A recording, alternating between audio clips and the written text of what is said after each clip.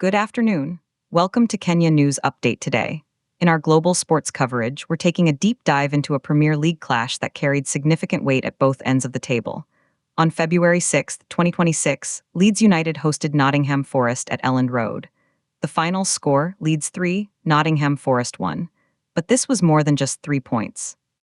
For Leeds, it was a statement victory that dramatically reshaped their season's narrative, lifting them 9 points clear of the dreaded relegation zone. For Forest, it was another setback in a difficult campaign. Today, we'll analyze this match from every angle, debate its tactical nuances, and explore what it means for both clubs moving forward. We'll also place it in the broader context of the Premier League's relentless pressure cooker. Joining me for this discussion are our analysts, Michael Ota and Sarah Wanjiru. Welcome to you both. Michael, let's start with you. The headline is clear: Leeds brush aside Nottingham Forest to ease relegation fears. A comprehensive 3-1 win. What was the single biggest factor in this result? Michael, thank you. The biggest factor, without a doubt, was Leeds' efficiency in 2 key periods, the end of the first half and the start of the second. For 40 minutes, it was a tense, cagey affair. Then, in the 41st minute, right back Jayden Bogle scored. Just 4 minutes later, in first half stoppage time, forward Noah Okafor made it 2-0. That quick-fire double before halftime was a psychological knockout blow. Forest's game plan was shattered. Then, just after the restart, Calvert-Lewin chested home the third. Leeds scored 3 goals in a devastating 13-minute window either side of halftime. That's clinical. That's game management. Forest never recovered. Sarah, I would add, Michael, that it was also about capitalizing on individual quality. Look at the goal scorers. Jayden Bogle, a defender showing attacking instinct. Noah Okafor, a constant threat. And then Calvert-Lewin. His contribution is the story of Leeds' season. A free summer signing from Everton, which already looks like one of the bargains of the season. He scored his 10th Premier League goal of the campaign in this match. For a team that was struggling for goals earlier in the season, that's a priceless return. He even hit the crossbar with a thumping header in the first half. He was a handful all game. Let's visualize that impact. Calvert-Lewin's 10th goal of the season wasn't just a number, it was a milestone that underscored his value. Now, Sarah, you mentioned the context. This win lifted Leeds 9 points clear of the relegation zone. That's a massive buffer with 12 games to play. Is their safety now assured? Sarah, it would take a catastrophic collapse for them to be dragged back into it now.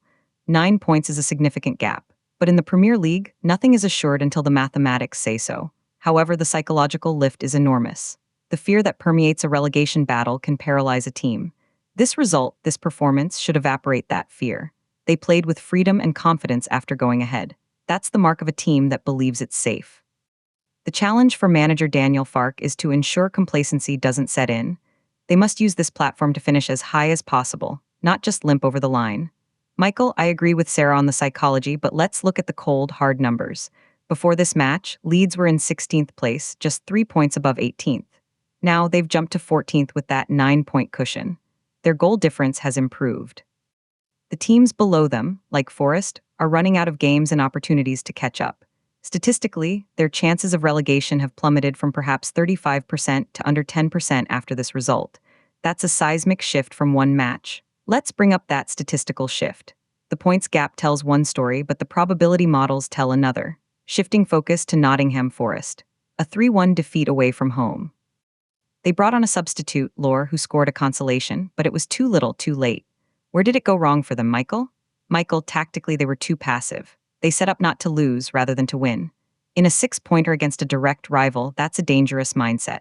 When Leeds scored the first, Forest had no answer. No plan B. Their midfield was overrun, and they couldn't handle the physicality of Calvert-Lewin. The consolation goal from Lore was nice, but it masked another concerning performance. They've now conceded 3 goals in 4 of their last 6 away games. That's a defensive record that screams relegation trouble. They are in serious danger. Sarah, and that's the debate, isn't it? This match was a perfect microcosm of the two sides' seasons. Leeds, a team that identified a problem, goal scoring, and solved it with a smart, cost-effective signing in Calvert-Lewin. Forest looked like a team without a clear identity. They spent money in the summer, but the pieces aren't fitting. Their manager is under immense pressure. This loss leaves them firmly in the bottom 3, and the fixture list ahead is brutal. The fight at the bottom is now primarily between Forest and 2 other clubs. Leeds, with this win, have effectively checked out of that particular battle.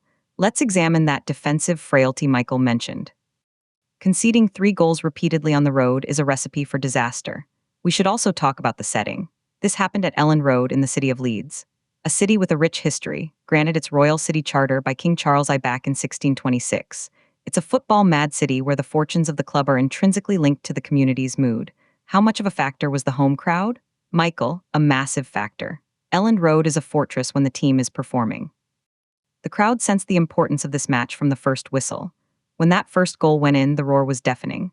It sucked the energy out of Forest and poured adrenaline into the Leeds players. You could see it. The second goal before halftime was pandemonium. In these high-pressure, must-not-lose games, the 12th man is not a cliché, it's a tangible advantage. Leeds used it perfectly. Sarah, and it contrasts sharply with Forest's situation. Their away form is abysmal.